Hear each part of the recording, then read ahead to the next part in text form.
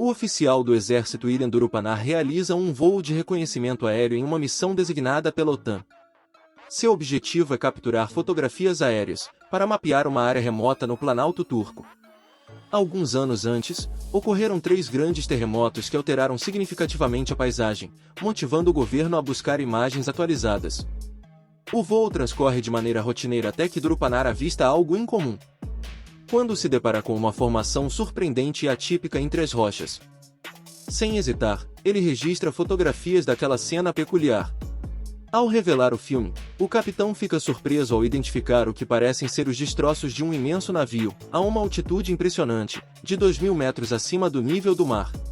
A presença de um navio em um local tão remoto intriga Durupanar. Ainda sem respostas concretas, ele pode ter tropeçado em um enigma de longa data que desperta a curiosidade de muitos. O mistério da Arca de Noé. Um enigma bíblico que há milhares de anos alimenta especulações. A Arca de Noé, além de ter sido um pedido feito por Deus, também recebeu as medidas precisas para sua construção: 300 covados de comprimento, 50 covados de largura e 30 covados de altura. Quanto ao material usado, acredita-se que tenha sido feita de madeira de gofre, embora os cientistas e teólogos ainda debatam a tradução exata desse tipo de madeira. É provável que tenha sido de pinho, cedro ou cipreste. Dessa forma, Noé não precisaria de uma quantidade excessiva de madeira para construir a colossal arca. Antes de começarmos, reserve um momento para curtir e compartilhar este vídeo com seus amigos. Não se esqueçam também de se inscrever para mais conteúdos exclusivos. Agora, vamos começar. Os construtores da réplica moderna da Arca de Noé em Kentucky levaram em consideração esses parâmetros bíblicos. Eles solicitaram um total de mais de 10.000 metros cúbicos de madeira, o que pode não parecer impressionante, mas é equivalente a cerca de 21.000 árvores de 10 metros de altura, o que essencialmente representa uma floresta inteira. No entanto, para preservar o meio ambiente, os construtores da arca optaram por usar apenas abetos de reflorestamento. Os abetos são um tipo de pinheiro encontrados em grandes quantidades nas montanhas do centro-oeste americano e também em muitos países da Europa. Esse projeto exigiu 25 pessoas trabalhando ininterruptamente em 3 turnos, 6 dias por semana. A réplica da Arca de Noé foi construída em 1 ano e meio, contando com a ajuda de pelo menos 1.000 pessoas. No entanto, o livro do Gênesis não relata que Noé tenha recebido ajuda de ninguém além de sua família, composta por 8 pessoas, 4 homens e 4 mulheres. Mas se imaginarmos que Deus lhes deu, não apenas as plantas da arca, mas também máquinas semelhantes às usadas na carpintaria moderna, e com base na velocidade de construção da réplica em Kentucky, Noé teria levado cerca de 450 anos de trabalho ininterrupto. O mais interessante é que ele teria tido tempo suficiente para terminar a construção, afinal, de acordo com o livro de Gênesis, Noé é um dos patriarcas pré-diluvianos que viveram 950 anos completos. No entanto, devemos lembrar que o prazo divino dado a ele para construir a arca era muito mais rigoroso. Ele recebeu o aviso do dilúvio apenas 120 anos antes de começar, o que significa que, mesmo de acordo com a lógica bíblica, ele deveria ter tido pelo menos 1 ou 2 centenas de ajudantes para escolher as madeiras, cortá-las e ainda montar a arca nos últimos 20 anos. Dessa forma, a estrutura de madeira não teria tido tempo de apodrecer.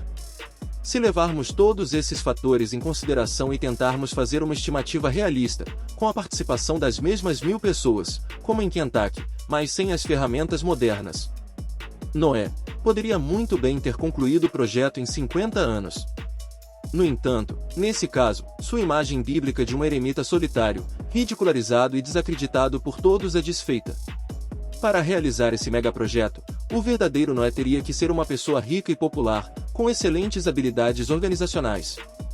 Mas mesmo com tudo isso, os trabalhadores exaustos e envelhecidos sob sua liderança, teriam questionado se o navio flutuaria quando o apocalipse chegasse.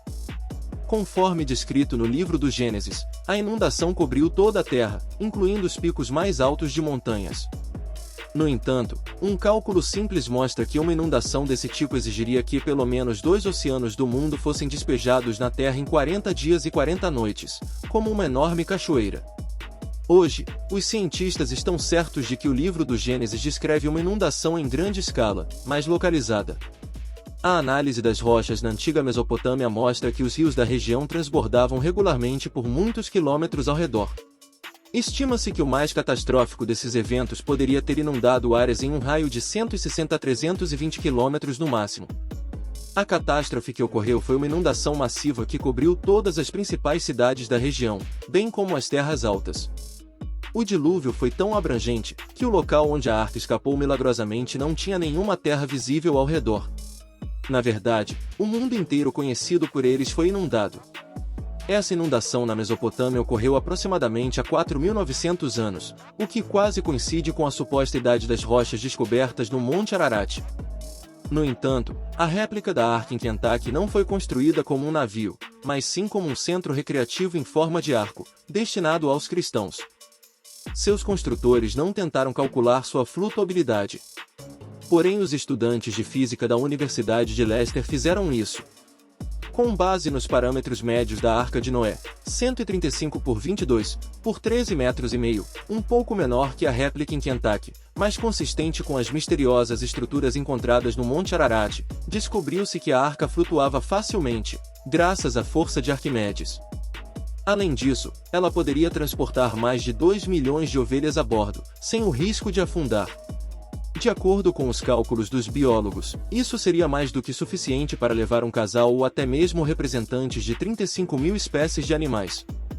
No entanto, a flutuabilidade não garante a sobrevivência em uma inundação real. Se a arca não tivesse sido construída em um local elevado, as ondas poderosas teriam virado o navio de cabeça para baixo. Mesmo os navios mais modernos são lançados como brinquedos quando atingidos por tsunamis. Portanto, Noé construiu a arca em um local elevado, para que a água chegasse gradualmente pelos lados. Contudo, isso não era suficiente. Ao longo das décadas de construção, o casco da embarcação teria ficado firmemente preso ao solo. Nem mesmo o poder de Arquimedes teria ajudado. O navio teria se tornado um aquário preso no terra. A solução de engenharia encontrada foi montar a arca em um pedestal com paredes de pedra transversais. Quando a água chegasse, ela simplesmente levantaria a embarcação, sem o risco de virá-la de cabeça para baixo. Outro desafio era garantir que a estrutura gigante de madeira resistisse às ondas. Petroleiros modernos feitos do aço mais resistente se quebram como fósforos em uma tempestade. Para evitar que o gigantesco navio de madeira sofresse o mesmo destino, Noé teve que usar vários conhecimentos técnicos ao montar o casco. Além dos rebites de força, ele teve que cuidar da forma das peças de madeira e de como elas foram fixadas. Essas tecnologias eram desconhecidas na antiguidade e só surgiram no início do século XX. Embora a arca vulnerável às ondas tenha milagrosamente permanecido à tona, a questão do realismo dessa história não se limita apenas à física, mas também à geografia. A distância entre a Mesopotâmia e o Monte Ararat é de cerca de 1.500 quilômetros. O fato é que uma estrutura gigante em forma de barco foi encontrada em uma altitude de cerca de 2.000 metros, o que é 100 vezes maior do que o nível da Mesopotâmia durante a primeira inundação real. Portanto, podemos realmente esquecer as descobertas nas encostas do Monte Ararat e descartar qualquer erro na lenda bíblica de uma vez por todas? Não tão rápido. A verdade é que a Arca de Noé não precisaria flutuar para ser considerada real. Se Noé de alguma forma previu um dilúvio global, ele teria imediatamente tentado se mover para um local o mais alto possível para sobreviver. É difícil encontrar um pico maior e mais próximo da Mesopotâmia do que o Monte Ararat. Provavelmente, Noé avisou a todos que conhecia sobre a próxima catástrofe e convenceu pessoas suficientes a segui-lo. Portanto, não apenas a família de Noé foi para o Monte Ararat, mas também potencialmente, centenas de seus fiéis seguidores escalaram um conhecido declive. De acordo com as instruções de Noé, todos eles começaram a construir a arca, pois do ponto de vista deles, a água também poderia ter chegado lá. Não importa qual tipo de madeira e tecnologia eles usaram, porque o dilúvio estava limitado à Mesopotâmia e não chegou ao sopé do Monte Ararat. A enorme estrutura em forma de barco de madeira estava pronta e se tornou algo semelhante a um templo. Imagine um viajante escalando uma montanha e vendo um navio gigante. Que história eles contariam quando voltassem para casa? Eles contariam sobre um dilúvio terrível que varreu toda a área da Mesopotâmia ao topo da montanha.